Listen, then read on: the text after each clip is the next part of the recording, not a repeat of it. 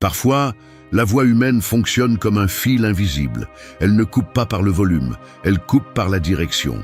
Il y a des gens qui crient pour se sentir grands, mais ils ne font qu'exposer leur petitesse intérieure. Et il y en a d'autres qui, avec des mots mesurés et un calme dérangeant, obtiennent quelque chose que le bruit n'obtient jamais, le respect. Le genre de respect qui fait que les autres se redressent, baissent le ton et réfléchissent avant de vous parler. Ce respect naît de la maîtrise de soi, non de l'impulsion. La plupart des gens pensent qu'il faut parler fort pour s'imposer. Mais la réalité est beaucoup plus crue et plus intéressante. Le véritable respect apparaît lorsque vous contrôlez votre voix, comme si vous teniez une arme chargée, sans trembler, sans précipitation, sans besoin de prouver quoi que ce soit. Parce que lorsqu'une personne parle fermement, sans perdre son calme, sans réagir comme on s'y attend, elle oblige l'autre à reconsidérer son attitude. Et c'est là que commence votre pouvoir. Cette vidéo ne vous apprendra pas à humilier qui que ce soit, ni à gagner des disputes. Elle vous apprendra quelque chose de plus précieux. Comment parler pour être pris au sérieux sans élever la voix. Comment utiliser des phrases qui fixent des limites avec élégance. Comment répondre sans tomber dans les provocations et comment transmettre l'autorité sans agressivité. Ce que vous allez apprendre ici est basé sur les principes du stoïcisme, sur la force de la sérénité et sur la précision verbale qu'Épictète, Marc Aurèle et Sénèque considéraient comme les signes d'un esprit véritablement fort. Tout au long de ce parcours, vous comprendrez que le ton serein n'est pas de la passivité, c'est de la stratégie. Que le silence n'est pas une faiblesse, c'est du pouvoir. Et que le calme, lorsqu'il est maintenu même dans les moments tendus, vaut plus que n'importe quel cri. Si vous écoutez chaque partie de ce scénario, je vous promets une chose. Votre façon de parler changera la façon dont le monde vous traite. Parce que lorsque vous maîtrisez votre voix, vous maîtrisez votre présence. Et lorsque vous maîtrisez votre présence, le respect cesse d'être une demande et devient une conséquence.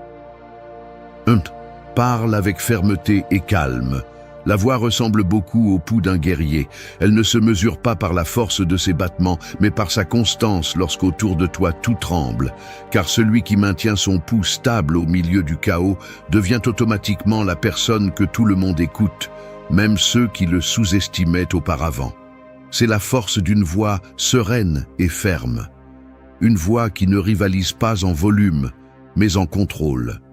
Une voix qui ne cherche pas à s'imposer en criant parce qu'elle sait que la véritable autorité n'a pas besoin de bruit. Parler avec fermeté et calme ne signifie pas sonner doux ou tiède. Cela signifie sonner clair.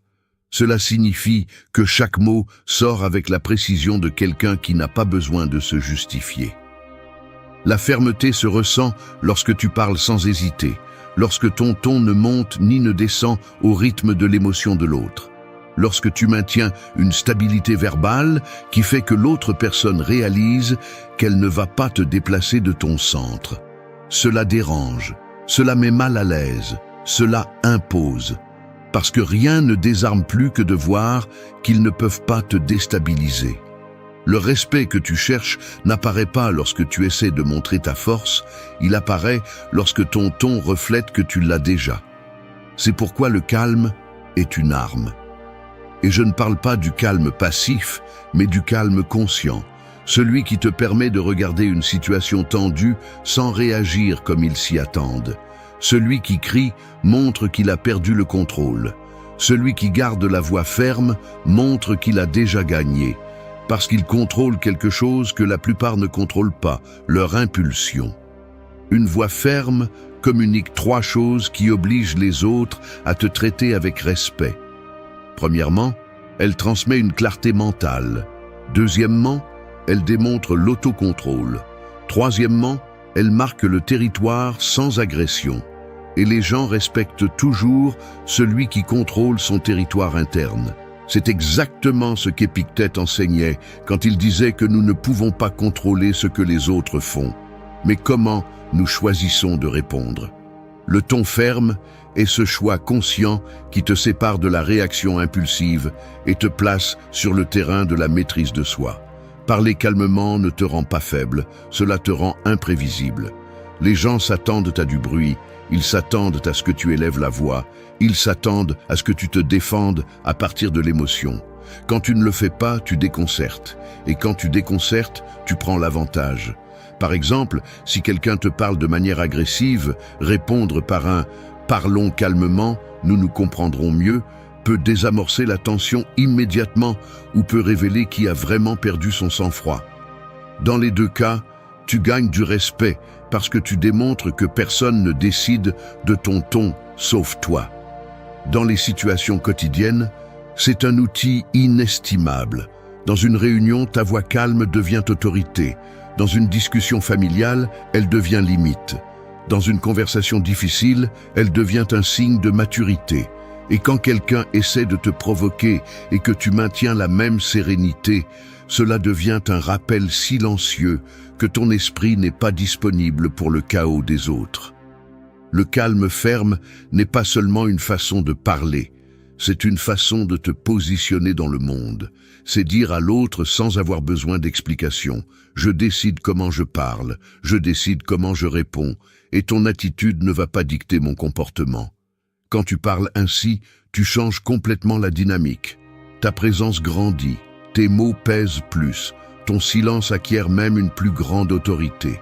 Parce que la fermeté dans la voix n'est pas un style, c'est une déclaration.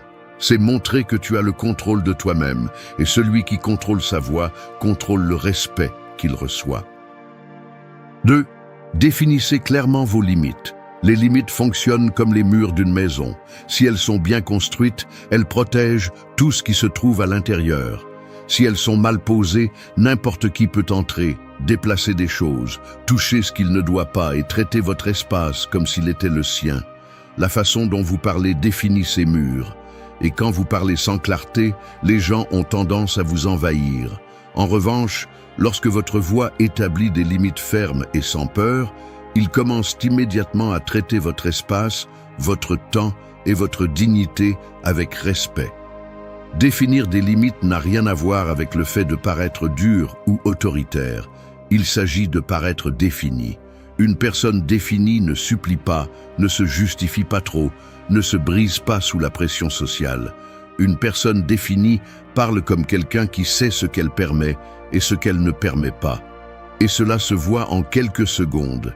La clarté de la voix indique à l'autre où s'arrête sa liberté et où commence la vôtre. Lorsque vous fixez une limite, vous le faites pour protéger votre paix, pas pour générer des conflits.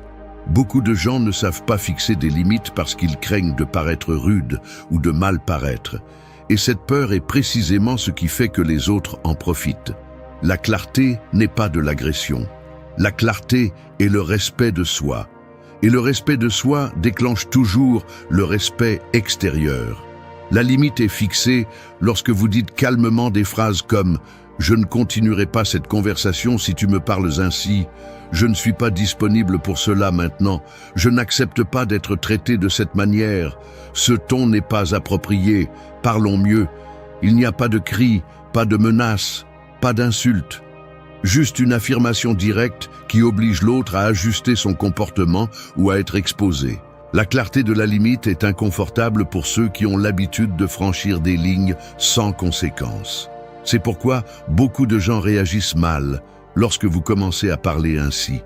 Non pas parce que vous êtes injuste, mais parce que vous avez cessé d'être accessible à leur manque de responsabilité émotionnelle. Les limites révèlent des vérités. Elles révèlent qui vous respecte et qui vous utilise seulement. Elles révèlent qui est prêt à dialoguer de manière adulte et qui se perd dans des jeux infantiles de manipulation. Du point de vue du stoïcisme, les limites sont considérées comme une extension naturelle de l'autocontrôle. Comme le disait Marc Aurèle, l'esprit se renforce lorsqu'il décide ce qu'il accepte et ce qu'il rejette. Et fixer une limite verbale, c'est exactement cela, une déclaration de ce que votre esprit n'est plus prêt à tolérer. Lorsque vous parlez en précisant clairement ce que vous permettez, vous devenez quelqu'un de difficile à manipuler. Dans les situations quotidiennes, cela fait une énorme différence. Si un collègue de travail vous délègue des responsabilités qui ne vous incombent pas, Répondre d'un ton calme et ferme, cela ne fait pas partie de mes fonctions, donc je ne peux pas m'en occuper. Évite les surcharges et vous positionne comme quelqu'un qui ne cède pas sous la pression. Si un membre de votre famille tente de s'imposer avec des exigences injustes, dire « je peux t'écouter mais je n'accepterai pas que tu me parles de cette façon », change la dynamique et établit une nouvelle réalité. Les limites protègent également votre énergie. Elles vous évitent de vous épuiser dans des conversations inutiles, vous aident à éviter les environnements toxiques et rappellent au monde que votre paix a un prix que vous seul décidez. Et plus vos limites sont claires, plus il sera facile pour les gens de vous traiter avec respect, car ils sauront que vous n'êtes pas prêt à tolérer ce que vous laissiez passer auparavant par peur de déranger. Lorsque vous fixez des limites avec une voix calme, directe et sûre, vous créez une barrière invisible que les gens ressentent. 3. Contrôle ta réponse. Répondre en plein conflit ressemble à tenir une torche dans une pièce remplie d'essence. N'importe quel mouvement impulsif peut tout enflammer, mais un mouvement calculé éclaire le chemin sans rien détruire. La différence entre se respecter ou perdre de l'autorité est exactement là, dans ce millième de seconde où tu décides de réagir à partir de l'instinct ou de répondre à partir du calme. Celui qui contrôle sa réponse contrôle le cours de la conversation.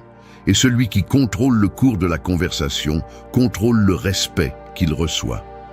L'erreur la plus courante est de croire que la réponse immédiate démontre la sécurité. C'est faux. Ce qui démontre la sécurité, c'est de choisir quand et comment répondre. Les personnes impulsives réagissent sans réfléchir, se débordent, se laissent emporter par l'émotion de l'autre. Les personnes fortes écoutent, analysent, ralentissent le rythme interne et répondent à partir d'un point où elles ne sont plus prisonnières du moment. Cette pause consciente vaut plus que n'importe quel cri. Marc Aurèle parlait constamment de quelque chose de fondamental. L'émotion que tu reçois n'a pas à être l'émotion que tu rends. Et ce principe reste l'une des outils les plus puissants pour gagner du respect. Peu importe si on te provoque, te presse ou te manipule. Si tu ne permets pas que l'émotion de l'autre détermine ton ton, tu as déjà gagné la moitié de la bataille. L'autre moitié, tu la gagnes quand tu réponds à partir de ton critère, pas de ton ego. Contrôler ta réponse a un impact immédiat sur n'importe quelle interaction quotidienne. Si quelqu'un te parle avec sarcasme, répondre avec clarté au lieu de jouer le jeu montre qui a le contrôle mental. Si quelqu'un essaie de te faire sentir coupable, répondre avec des phrases comme « Je comprends ton point de vue, mais je vais maintenir ma décision » montre que ta stabilité émotionnelle n'est pas à vendre. Et si quelqu'un veut t'entraîner dans une discussion inutile, répondre « Je ne vais pas continuer si l'objectif est de se battre » coupe l'essai avant qu'il ne commence. Les gens sous-estiment le pouvoir de la composture parce qu'ils sont pris dans un monde où réagir rapidement semble être une obligation. Mais le vrai respect ne vient pas de l'impulsion, il vient de l'intention. Quand tu prends ces 2 secondes pour inspirer, réfléchir et aligner ta réponse, l'autre personne le ressent. Elle sent qu'elle n'a pas accès à ton centre émotionnel. Elle sent qu'elle ne peut pas te manipuler. Elle sent qu'elle ne peut pas t'entraîner au niveau qu'elle veut. Et cette sensation les fait changer de ton, mesurer leurs mots et reconsidérer leur position. Dans les conversations tendues, contrôler ta réponse est la différence entre escalader ou désactiver. Entre rester coincé dans une discussion sans fin ou clarifier dès le début que tu n'es pas disponible pour des dynamiques dégradantes. Souvent, il suffit de répondre avec des phrases fermes, courtes et sereines pour que l'autre personne comprenne que tu ne vas pas jouer à ce jeu. Il est également important de comprendre que le contrôle de ta réponse n'est pas une censure émotionnelle, c'est un ordre émotionnel. Il ne s'agit pas de réprimer, il s'agit de diriger. L'émotion peut apparaître, mais celui qui répond est ton critère, pas ton impulsion. Et plus tu pratiques ce contrôle interne, plus tu remarqueras comment la façon dont on te traite change. Les gens commencent à t'écouter avec plus d'attention, à se mesurer davantage, à te prendre plus au sérieux. Ta présence devient plus lourde, plus stable, plus respectée. Contrôler ta réponse n'est pas seulement une compétence, c'est une déclaration de pouvoir personnel. C'est dire au monde que ton esprit n'est pas un champ de bataille, mais un espace ordonné. 4. Exprimez votre désaccord avec respect. Dire que vous n'êtes pas d'accord est comme tenir une porte en verre face à une tempête. Si vous la fermez brusquement, elle se brise et tout se termine dans le chaos. Si vous la maintenez fermement, avec précision et sans peur, la tempête reste à l'extérieur et vous conservez votre ordre intérieur. C'est l'essence d'exprimer un désaccord sans perdre le respect ni perdre son calme. Il ne s'agit pas d'éviter le conflit, mais de le gérer avec une élégance qui désoriente celui qui s'attendait à une réaction impulsive. La plupart des gens paniquent lorsqu'ils doivent dire « je ne suis pas d'accord », parce qu'ils confondent la différence avec la confrontation. Et cette confusion est la raison pour laquelle tant de gens finissent par céder quand ils ne le veulent pas, acceptant des idées qu'ils ne partagent pas ou se taisant pour ne pas déranger. Mais lorsque vous apprenez à exprimer votre désaccord avec une voix ferme et sereine, le respect apparaît automatiquement. Non pas parce que vous criez votre position, mais parce que vous la maintenez avec une assurance qui n'a pas besoin de violence. Exprimer un désaccord avec respect commence par la clarté intérieure. Avant d'ouvrir la bouche, vous devez savoir exactement ce que vous pensez et pourquoi vous le pensez. Les gens qui doutent d'eux-mêmes tremblent en parlant. Les gens qui se connaissent eux-mêmes maintiennent leur position. Lorsque vous dites des phrases comme « je vois les choses différemment pour cette raison »,« je ne partage pas ce point de vue, mais j'écoute ce que vous dites » ou « je respecte votre opinion même si je ne suis pas d'accord », vous projetez une maturité qui exige une considération immédiate. Épictète disait que personne ne peut vous forcer à accepter un jugement qui ne résonne pas avec vous. C'est la racine du désaccord respectueux. Vous ne rejetez pas la personne, vous rejetez l'idée. Vous n'attaquez pas, vous délimitez. Et cette différence est ce qui rend votre position puissante. Les gens peuvent ne pas être d'accord avec vous, mais ils ne peuvent pas ignorer que vous êtes ferme. De plus, le respect se multiplie lorsque vos paroles ne cherchent pas à humilier. Beaucoup de gens confondent le désaccord avec la démonstration de supériorité, et cela ne génère que du rejet. Mais lorsque vous exprimez votre désaccord sans intention de blesser, sans sarcasme et sans entrer dans des jeux égocentriques, la conversation change de niveau. L'autre personne comprend que vous ne faites pas de compétition. Vous communiquez à partir d'un lieu de stabilité émotionnelle. Et la stabilité émotionnelle inspire toujours le respect. Dans la vie quotidienne, c'est essentiel. Lors d'une réunion de travail, si tout le monde est d'accord avec une idée que vous savez ne pas fonctionner, dire calmement « j'ai une position différente et je pense qu'il est important de la considérer », vous positionne comme quelqu'un de courageux et de raisonnable. Dans une relation personnelle, dire « je ne partage pas ce que tu dis, mais je veux comprendre ton point de vue » évite les disputes inutiles et maintient la relation sur un terrain adulte. Dans des discussions tendues, dire « je n'accepte pas cette approche, parlons clairement » arrête l'escalade émotionnelle. Le désaccord respectueux révèle également qui veut dialoguer et qui veut imposer. Lorsque vous parlez calmement et que l'autre personne s'agite, il est évident qui cause réellement le conflit. Vous maintenez votre centre, vous maintenez votre ton, vous maintenez votre respect. Et lorsque votre ton ne change pas, l'autre est obligé d'ajuster le sien ou il est ridiculement déplacé. Exprimer un désaccord avec respect ne signifie pas être neutre. Cela signifie être percutant sans être agressif. Cela signifie que votre voix ne cherche pas à blesser, elle cherche à se positionner. 5. Arrêtez les conversations toxiques. Les conversations toxiques sont comme un puits sans fond. Vous pouvez descendre 10 marches en pensant que vous êtes toujours en contrôle, mais quand vous essayez de remonter, vous découvrez que la corde n'est plus là, la lumière a disparu et l'atmosphère commence à vous étouffer. C'est pourquoi arrêter une conversation toxique à temps n'est pas de la lâcheté, c'est de la survie émotionnelle. C'est comprendre que toutes les discussions ne méritent pas votre énergie et que tout dialogue n'est pas vraiment un dialogue.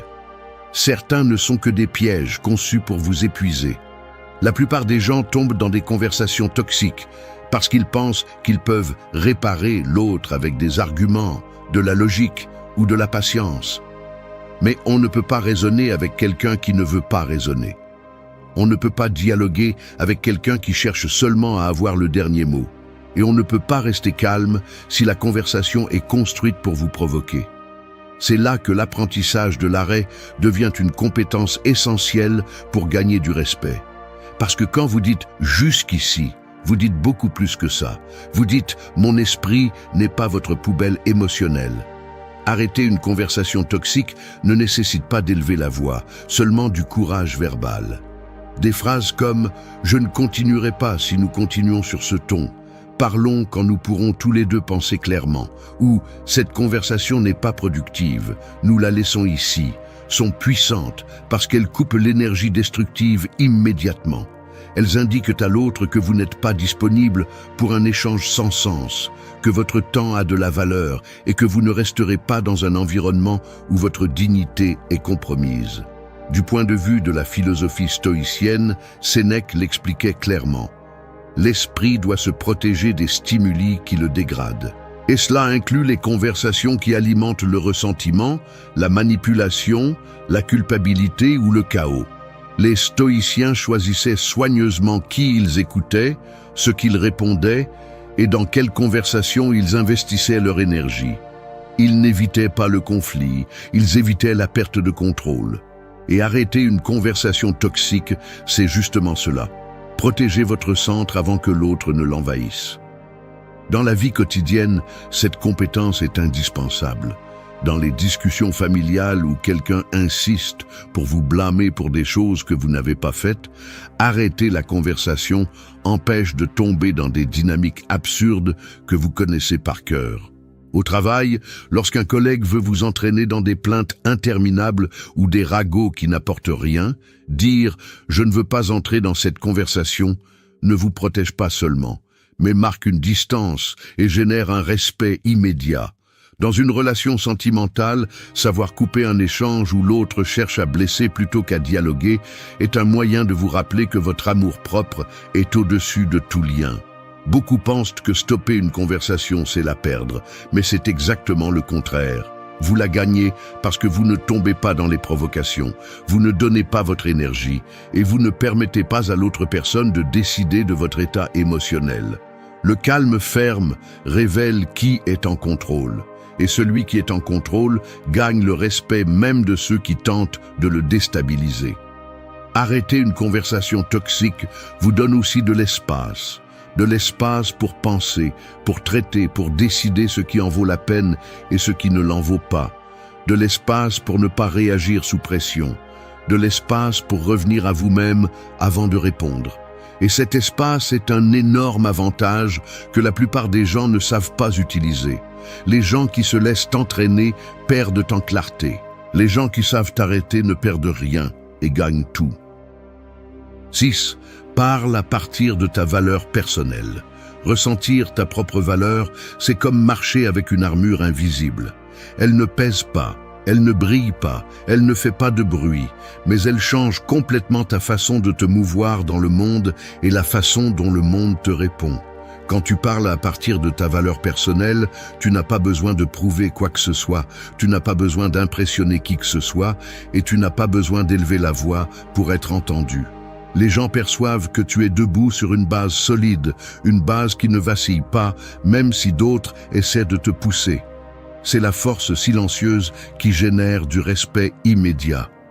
Parler à partir de ta valeur signifie que chaque mot qui sort de ta bouche vient d'un lieu intérieur qui n'est pas contaminé par le besoin de plaire ou par la peur de mal paraître. Beaucoup de gens perdent le respect des autres parce qu'ils parlent à partir de l'insécurité, du doute, du désir désespéré d'être accepté. Et quand tu parles à partir de cet espace fragile, chaque phrase sonne comme une demande déguisée. En revanche, quand tu parles à partir de ta valeur personnelle, ta voix cesse de demander la permission et commence à construire une présence. Cela se ressent dans des choses simples, dans la façon dont tu dis non, dans la façon dont tu expliques une idée, dans la façon dont tu demandes quelque chose, même dans la façon dont tu t'adresses à quelqu'un qui t'intimide. L'autorité ne vient pas du ton dur, elle vient de la conviction interne. Une personne qui sait ce qu'elle vaut ne se rabaisse pas, ne se justifie pas excessivement, ne tremble pas en défendant sa position et ne minimise pas ses mots pour éviter d'incommoder. La véritable sécurité ne crie pas, elle respire. Épictète insistait sur quelque chose d'essentiel. Personne ne peut te retirer ta valeur si tu ne la donnes pas d'abord. C'est le cœur de ce point. Parler à partir de ta valeur personnelle est un acte quotidien de ne pas donner ta dignité pour obtenir l'approbation. Ne pas te plier sous la pression. Ne pas reculer face à l'intimidation émotionnelle. Ne pas baisser la tête devant ceux qui veulent te faire sentir inférieur. Et le plus important, ne pas négocier ton identité pour l'acceptation sociale. Quand tu parles à partir de ta valeur, tu peux dire des phrases comme « Je ne suis pas prêt à accepter cela ». Je comprends ton point de vue, mais ma décision reste la même. Ou « Je respecte ta position, je maintiens la mienne », sans que ta voix tremble. Il n'y a pas d'agression, pas d'arrogance, pas besoin de t'imposer. Ce qui existe, c'est la clarté, l'autocontrôle et un respect de soi si évident qu'il oblige les autres à te traiter de la même manière. Dans les situations quotidiennes, cela fait une énorme différence. Au travail, parler à partir de la valeur personnelle évite que les autres te sous-estiment ou te surpassent. Dans la famille, cela évite que tu retombes dans des rôles anciens où tu étais minimisé. Dans les relations sentimentales, cela établit une base émotionnelle où tu ne mendies pas l'amour ni la validation. Dans les discussions tendues, cela te permet de répondre fermement sans tomber dans l'émotivité destructrice de l'autre. Beaucoup perdent le respect parce qu'ils parlent à partir de la blessure, pas de la valeur. Ils parlent à partir de la peur, de la culpabilité, du besoin d'être accepté. Mais le véritable respect apparaît lorsque l'autre personne sent que tu ne négocies pas ton essence. Quand elle perçoit que ta dignité n'est pas en solde. Quand elle comprend que tes mots ne se brisent pas sous la pression ni par manipulation. Parler à partir de ta valeur personnelle implique aussi de parler sans t'excuser d'exister. Cela implique de soutenir ta voix même si tu es minoritaire dans la salle. Cela implique de garder ton calme même si on essaie de te provoquer. Cela implique que tu n'as pas besoin de reconnaissance pour maintenir ta position. Celui qui parle à partir de la valeur transmet quelque chose qui ne peut pas être feint, la solidité interne. 7. Utilise le silence à ton avantage. Le silence fonctionne comme une ombre bien entraînée. Il ne parle pas, ne réclame pas, ne pousse pas, mais accompagne chacun de tes mouvements en laissant clair que quelque chose en toi observe avec plus de force que n'importe quel mot pourrait exprimer. Quand tu sais utiliser le silence, les gens ressentent ta présence même quand tu ne dis rien. Le silence est une arme propre, précise et difficile à affronter parce qu'on ne peut pas débattre avec quelqu'un qui ne se laisse pas entraîner dans le bruit. La plupart sous-estiment le silence parce qu'ils confondent se taire avec perdre. Mais le silence stratégique n'est pas absence, c'est maîtrise. C'est choisir de ne pas répondre quand la conversation est conçue pour t'épuiser. C'est faire une pause avant de répondre pour obliger l'autre à reconsidérer ce qu'il vient de dire. C'est laisser le poids de tes mots tomber lentement au lieu de les diluer en essayant de gagner une discussion sans sens. Dans un monde où tout le monde parle trop, celui qui sait se taire devient gênant, imprévisible et profondément respecté. Le silence est si puissant parce qu'il révèle quelque chose que le bruit ne peut jamais cacher, le contrôle interne. Quand tu restes silencieux face à la provocation, tu n'es pas en train de céder, tu observes. Quand tu te tais avant de répondre, tu ne doutes pas, tu choisis. Quand tu décides de ne pas entrer dans une conversation qui ne vaut rien, tu ne fuis pas, tu protèges ton énergie. Ce type de silence est un message clair. Je ne suis pas disponible pour perdre mon temps. Les stoïciens étaient maîtres de ce principe. Marc Aurèle répétait que toutes les situations ne méritent pas une réaction et que répondre moins est souvent mieux répondre. Le calme silencieux permet de voir l'intention de l'autre, de lire l'émotion derrière ses mots et de décider avec précision ce qui vaut la peine d'être répondu et ce qui est écarté sans effort. Le silence devient ainsi ton filtre mental, ta défense et ta déclaration de force. Dans la vie quotidienne, le silence est l'un des outils les plus utiles pour gagner du respect. Quand quelqu'un essaie de te provoquer, une longue pause les oblige à faire face à l'inconfort qu'ils ont eux-mêmes généré. Quand tu es dans une discussion où tout le monde parle par impulsion, garder le silence un moment fait que tout le monde veut entendre ce que tu vas dire. Quand quelqu'un veut te manipuler émotionnellement, le silence coupe le flux de pression et brise le contrôle qu'il cherchait à avoir sur toi. C'est aussi une façon de poser des limites sans prononcer un seul mot. Si quelqu'un te parle sur un ton inacceptable, ton silence accompagné d'un regard ferme communique plus que n'importe quel sermon. Si quelqu'un essaie de te forcer à prendre une décision immédiate, ton silence montre qu'ils ne pourront pas te précipiter. Si quelqu'un insiste pour t'entraîner dans son drame, ton silence laisse clair que tu ne vas pas participer. Le silence a un autre pouvoir fondamental. Il donne plus de valeur à tes mots. Quand tu ne parles pas trop, quand tu n'expliques pas trop, quand tu ne justifies pas trop, chaque phrase que tu dis a du poids. Les gens écoutent avec plus d'attention, se mesurent plus, calculent plus avant de te répondre. Ta présence grandit parce que ta voix n'est pas contaminée par le bruit inutile. Mais le véritable respect naît lorsque le silence que tu utilises ne vient pas de la peur, mais de la clarté. Un silence craintif se sent insécurisé. Un silence ferme se sent inébranlable. 8. Maintiens une présence sereine. Maintenir une présence sereine est comme tenir une torche au milieu d'une salle sombre. Tu n'as pas besoin de la bouger pour qu'elle éclaire. Tu n'as pas besoin de l'agiter pour qu'on te voie. Tu n'as pas besoin de faire du bruit pour que sa lumière soit impossible à ignorer. La sérénité fonctionne ainsi. Elle ne pousse pas, elle n'exige pas, elle ne menace pas, mais elle change l'atmosphère de n'importe quel endroit où tu arrives. Les gens la ressentent sans que tu ouvres la bouche. Et quand tu parles depuis cette présence, même tes mots les plus simples portent un poids que les autres ne peuvent pas ignorer. La sérénité ne signifie pas faiblesse. Elle signifie solidité intérieure. Elle signifie que tu ne réagis pas au rythme émotionnel de l'autre. Elle signifie que tu n'as pas besoin d'élever ta voix pour avoir de l'autorité. La présence sereine s'impose sans violence, fixe des limites sans crier et fait en sorte que l'autre ajuste son attitude sans que tu le lui demandes explicitement. La sérénité, quand elle est réelle, oblige le monde à se mouvoir avec plus de précaution autour de toi. Beaucoup de personnes confondent présence avec volume, avec un charisme exagéré ou avec une intensité émotionnelle. Mais la vraie présence naît de la maîtrise de soi. Elle naît de la façon dont tu t'assieds, de la façon dont tu regardes, de la façon dont tu écoutes, de la façon dont tu respires, de la façon dont tu décides ce qui vaut la peine d'être dit et ce qui mérite le silence. La présence sereine est le type de force qui n'a pas besoin d'explication. Les gens la respectent parce qu'ils la reconnaissent immédiatement, même sans comprendre pourquoi.